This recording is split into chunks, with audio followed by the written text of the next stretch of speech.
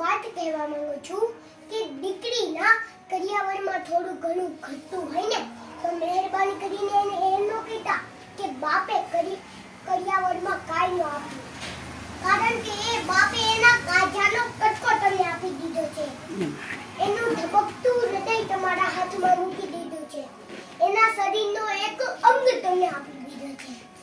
આથી વિશેષ તો એ બાપ તમને શું આપે? અને સાંભળી લેજો, અહીં બેઠેલા હરેક દીકરીના બાપ તમારી દીકરીના ઘરે નજર ઝુકાવીને નહીં પણ નજર ઉઠાવીને જાજો, કારણ કે એ ઘરમાં તમે જે રતન આપ્યું છે ને એ આ દુનિયામાં કોઈ ન આપી શકે.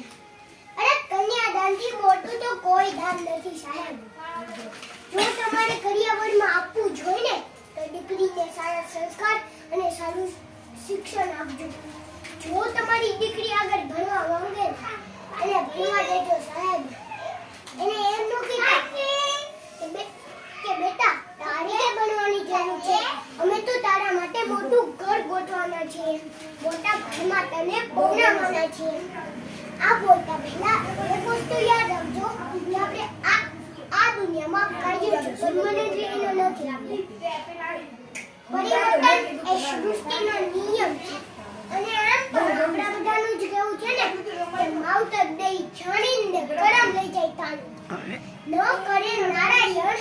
જો તમારી જીવનમાં કાંઈ પણ ખરાબ પરિસ્થિતિ આવી ને એક સંસ્કારી અને શિક્ષિત દીકરી તેના પતિ અને પરિવારનો સાથ આપીને ફરી પાછા એને ઊભા કરી શકે. કદાચ કોઈ આપણું મકાન છીનવી લેશે, આપણા જમીન અને જાયદાદ છીનવી લેશે, પણ આ દુનિયામાં કોઈની પણ તાકાત નથી કે આપણું શિક્ષણ છીનવી શકે. શિક્ષણથી મેળવેલું આપણું જ્ઞાન, આપણું ટેલેન્ટ છીનવી શકે. સિવાય ભગવાન. જો તમારી દીકરીમાં શિક્ષણની તાકાત અને સંસ્કારોનું વાવેતર હશે ને તે શૂન્યમાંથી પણ સર્જન કરીને બતાવશે સાહેબ. બોલ ફેરા ફેરવી દે તને ઘર લોક આવી દે હો ભાઈ. સારી કે ખરાબ પરિસ્થિતિનો સામનો તો એને પોતાને જ કરવો પડે. સારી કે ખરાબ પરિસ્થિતિનો સામનો તો એને પોતાને જ કરવો પડે. જનક રાજા પણ તેની દીકરી સીતા જોડે વનમાં નહોતા જઈ શક્યા. સીતા જોડે વનમાં નહોતા જઈ શક્યા. જનક રાજાએ પણ તેની દીકરી જોડે सीता जोड़े वनमा नहोता जा सके. अगर किसी बच्चे को उपहार ना दिया जाए तो वे थोड़ी देर रोता है. अगर किसी बच्चे को उपहार ना दिया जाए तो वे थोड़ी देर रोता है, लेकिन संस्कार ना दिया जाए तो जीवन भर रोएगा. लेकिन संस्कार ना दिया जाए तो जीवन भर रोएगा.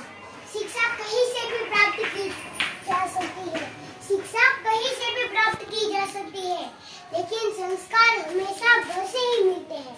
लेकिन संस्कार हमेशा घर से ही मिलते हैं. अंते मारी वाणी ते विराम आपता पहला हूँ એટલું જ કહીશ કે દીકરી નાની હોય ને જે માંગે ને એને લઈ દેજો. દીકરી નાની હોય ને જે કાંઈ પણ માંગે ને એને લઈ દેજો, કારણ કે એ દીકરી મોટી થઈને સાસરે રહેશે ને તમે ગમે આપશો ને તો એના મોઢામાંથી એક શબ્દ નીકળશે હવે કે પપ્પા આની શું જરૂર હતી.